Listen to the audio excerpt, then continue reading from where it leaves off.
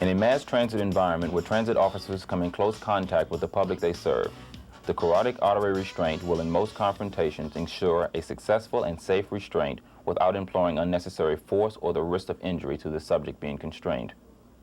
The carotid artery restraint, as established by the District of Columbia Chokehold Act of 1985, has been classified as deadly lethal force, a last resort option. It will only be used after other force options such as verbal direction, self-defense tactics, use of impact weapons, and aerosol chemical dispensers have been contemplated or where they would be clearly ineffective.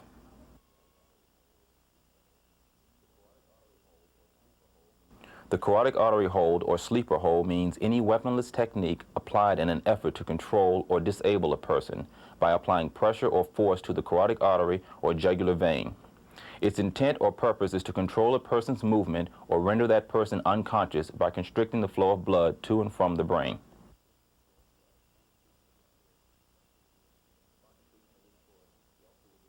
Upon completion of this course, the officer will be able to demonstrate the carotid artery hold, identify the differences between the tracheal hold and the carotid artery hold, identify the circumstances when the carotid artery hold can be used, demonstrate the recovery techniques, demonstrate the escape techniques.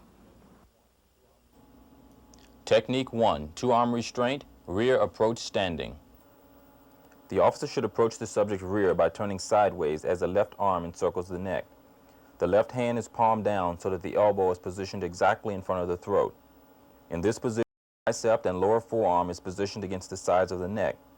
The free hand is then brought palm up and the two hands clasp palm to palm. Control is exerted by drawing the palm up hand rearward and upward. This action allows the upper arm and lower forearm to press against the sides of the neck. Immediately upon encircling the neck, the officer places his head against the back of the subject's head. Simultaneously, the officer takes several steps rearward with both knees bent and legs widespread, pulling the subject off balance onto his heels. Once this is accomplished, the subject is unable to use his legs, waist, or shoulder strength. He will remain under control as long as his balance continues to be broken rearward. Notice the positioning of the officer's head. This position allows this officer stability and prevents the subject from butting him. Once again, notice the officer's position. The elbow is directly in front of the throat. Pressure is applied. Positioning is maintained. As the subject goes to the ground, notice the positioning. Elbow is directly in front of the throat. The officer approaches the subject. He maintains good positioning. He wraps the arm. The elbow is directly in front of the throat. Clasps the hands once again. Pressure is applied. 2 steps to the rear. He maintains control. The subject is under control. Technique 2, one-arm restraint, front approach. The officer approaches from the front and assumes a defensive stance.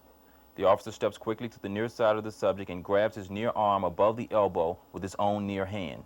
He then pushes the subject's arm across his chest and downward at a 45-degree angle, causing the subject's body to turn away and his knees to bend, while constantly holding the grip on the arm.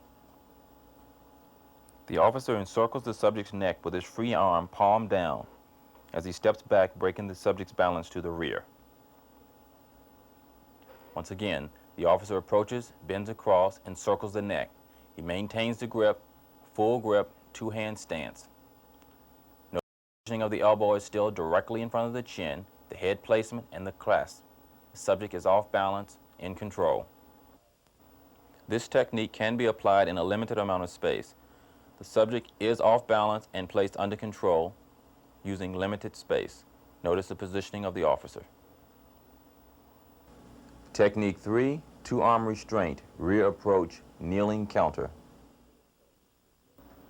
The need for this technique is usually a result of a loose two-arm grip or failure to off-balance the subject to the rear. As the subject resists, the officer maintains a firm two-arm grip and throws his near leg to the rear and drops to that knee. As he forces the subject to his knees, the officer's body is still sideways to the subject, 90 degrees. The ball of the foot of the kneeling leg is on the ground and the other foot is flat on the ground. Throughout the change of positioning, the officer's arms maintain the same hold on the subject's neck. If the officer attempts the technique and the subject directly falls down or attempts to fall on the officer, the same counter technique is used. The officer kicks out the near leg, drops to that knee, maintains the entire hold. Positioning of the elbow directly in front of the throat. Technique 4, two-arm restraint, knee buckle. As the officer approaches the subject from the rear, he turns sideways and steps forward between the subject's legs with his unarmed side leg. Simultaneously, his weapon side arm reaches out and grabs the subject by the back of the collar and pulls back and down at a 45-degree angle. The officer brings his weapon side foot forward and pushes down behind the subject's near knee, forward and downward at a 45-degree angle. As the knee buckles forward, the subject is forced down to a level where the officer can encircle the neck and step to the rear and complete the restraint. Once again, with a taller assailant, the officer pulls from the collar, kicks, applies the restraint. Once again, he counters to the ground. Notice the elbow directly in front of the throat. The officer is maintaining control. Technique 5, escape from a rear neck restraint. As the officer's neck is encircled by the attacker's arm from the rear, he reaches up and grasps the arm and pulls down on it. This action relieves the pressure on the neck and allows the officer to control the encircling arm as the escape technique is applied. Simultaneously, the officer turns his body to the top upper arm and throws his near leg 180 degrees to the rear. As soon as the near leg is placed down, the officer pivots on the foot. The officer immediately bends forward at the waist and holds the attacker's arm tightly with both hands.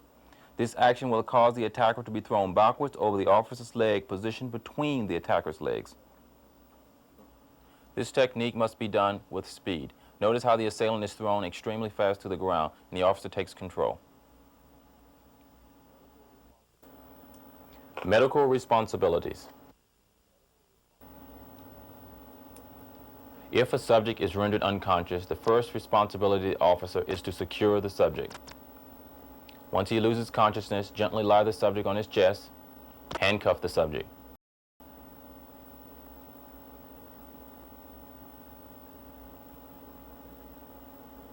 At which time you will roll the subject over, check for medical diagnostic signs. Open the airway by doing the chin lift, remove all tight object around the subject's neck, check for breathing, pulse, and respiration. If a subject is rendered unconscious, he should revive within 5 to 20 seconds without any assistance from the officer. The subject's pulse and breathing will be slow due to the pressure that is applied to the carotid artery and the vagus nerve. Anything around the subject's neck should be loosened immediately to help ensure normal breathing. The subject should be transported immediately to the hospital. If the carotid artery hold is used on an individual under the influence of alcohol, drugs, or shows signs of acute mental disturbance, he will be transported to a hospital without delay.